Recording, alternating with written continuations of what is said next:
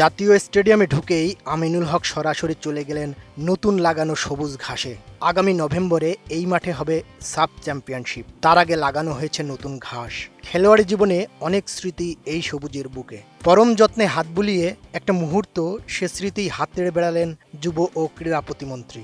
এরপর সদল বলে বের হয়ে গেলেন জাতীয় স্টেডিয়াম কমপ্লেক্সে অবস্থিত বিভিন্ন ক্রীড়া স্থাপনা পরিদর্শনে। খেলোয়াড়ি জীবন ছেড়ে এখন তিনি ক্রীড়া মন্ত্রণালয়ের দায়িত্বে।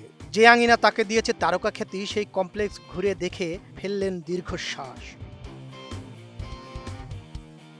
স্টেডিয়ামের চারপাশের নোংরা আবর্জনা এবং অবৈধ দখলদারদের রাজত্ব দেখে ক্ষুব্ধ আমিনুল হক। পুরো স্টেডিয়াম ঘুরে দেখার পর রীতিমতো হতাশ হয়েছেন তিনি। মোটা দাগায় দেখে যদি এক কথায় বলি, আমি খুবই হতাশ হচ্ছে এই কারণ আমাদের ঐতিহ্যবাহী এই ঢাকা স্টেডিয়াম, আমাদের হকি স্টেডিয়াম বা অন্যান্য যে ক্রীড়া কমপ্লেক্সগুলো রয়েছে, ক্রীড়া অবকাঠামোগুলো রয়েছে, প্রথমত হচ্ছে স্পোর্টসের জন্য যে পরিবেশটি আমাদের দরকার, সেই পরিবেশটি আসলে এই বাংলাদেশের যে ঐতিহ্যবাহী ঢাকা শহরের যে ঐতিহ্য, যে জাতীয় স্টেডিয়াম বা স্টেডিয়াম পাড়া হিসেবে খ্যাত যে এলাকাটি, সেটিকে আসলে আমরা এখন পর্যন্ত সঠিকভাবে সংরক্ষণ করতে পারি নাই। জাতীয় স্টেডিয়াম পরিদর্শন শেষে পাশের মওলানা ভাসানী জাতীয় হকি স্টেডিয়ামের বাইরের আঙিনা ঘুরে নানা অসঙ্গতি খুঁজে পেয়েছেন। যত্রতত্র পার্কিং এই অঞ্চলের অন্যতম বড় সমস্যা। এছাড়া ময়লা আবর্জনার স্তূপ, বিপণী বিতানগুলোর ফুটপাত দখল করে নেওয়া এবং সন্ধ্যা নামলেই মাদক কারবারি, ছিনতাইকারীদের অভয়ারণ্য হয়ে ওঠার খবর ভালোই জানা আমিনুলের। বিভিন্ন বিপণী বিতানের মালিক চাকুরেদের ডেকে ভাড়াও জানতে চেয়ে বিস্মিত হলেন, কারণ কেউই মন্ত্রীর কাছে সত্যিকারের ভাড়া কিংবা কোন প্রক্রিয়ায় ভাড়া নিয়েছে জানাতে চান। এই সব কিছুই আমলে নিয়ে প্রধানমন্ত্রী তারেক রহমানের নির্দেশনা অনুযায়ী ক্রীড়া অবকাঠামোগুলোকে ক্রীড়াবান্ধব রূপ দেওয়ার কথা বলেন আমিনুল হক। জানালেন স্টেডিয়ামে পরিচালনা করা হবে মোবাইল কোর্ট।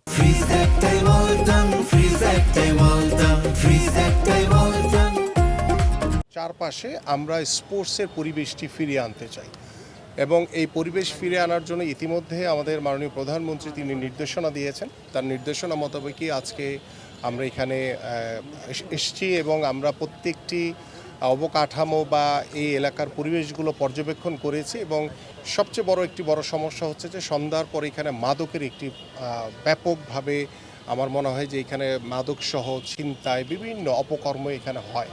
তো এই বিষয়গুলো আমরা এখানে আমাদের সাথে ডিসি মতিঝিল তিনিও আছেন, তাকে ইতিমধ্যে নির্দেশনা দেওয়া হয়েছে যে আমরা এখানে মোবাইল কোর্ট থেকে শুরু করে আমাদের পুলিশ বক্সের মাধ্যমে আমরা সেখানে পুলিশ ফোর্স মোতায়েন করে অবাধ যে চলাচল, এটিকে আমরা রোধ করার জন্য ইতিমধ্যে সিদ্ধান্ত নেওয়া হয়েছে। পাশাপাশি আমরা এই টোটাল স্টেডিয়াম পাড়াটিকে একটি আধুনিক, একটু স্পোর্টস বান্ধব একটি পরিবেশ আমরা ফিরে আনতে চাই। দোকান মালিকদের প্রতি হুঁশিয়ারি দিয়েছেন আমিনুল। মানুষজনের হাঁটার পথে সরঞ্জামাদি রাখলে আইনি ব্যবস্থা নেওয়ার কথা বলেছেন তিনি। আপনারা জানেন যে এই স্টেডিয়ামের ভিতরে যে দোকানগুলো রয়েছে সেখানেও অনেক অনিয়ম রয়েছে, যেটি আমরা ইতিমধ্যে দেখেছি যে ফুটপাত যেটি হচ্ছে মানুষের চলাচলের জন্য রাস্তা, সেখানে তারা জিনিসপত্র রেখে তারা অবাধে তারা দোকানপাটগুলো ব্যবহার করে এখানে মানুষের চলাচলে বিঘ্ন ঘটছে।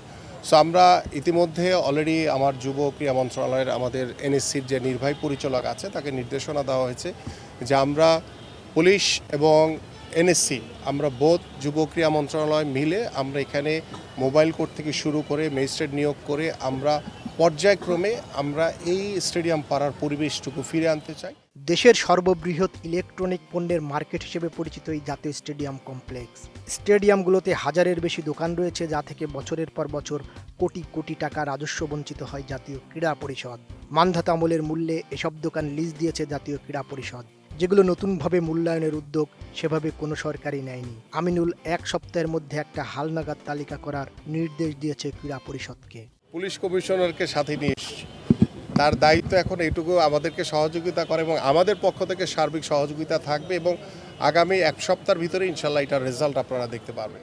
জাতীয় ক্রীড়া পরিষদ স্টেডিয়ামের ভেতরের যান চলাচল, পার্কিং ও গেটের ইজারা বাবদ বছরে একটা বড় অঙ্কের টাকা পায়। অথচ শুধু সাধারণ যান চলাচল এবং পার্কিং তুলে দিলেই এই কমপ্লেক্সের পরিবেশ অনেকটাই ক্রীড়াবান্ধব হয়ে উঠবে। এই সহজ সত্যটা আমিনুল ও তার অধীনস্থরা কতটা ধারণ করতে পারবেন সেটাই এখন দেখার। বদিউজ্জামান মিলন, এটিএন নিউজ।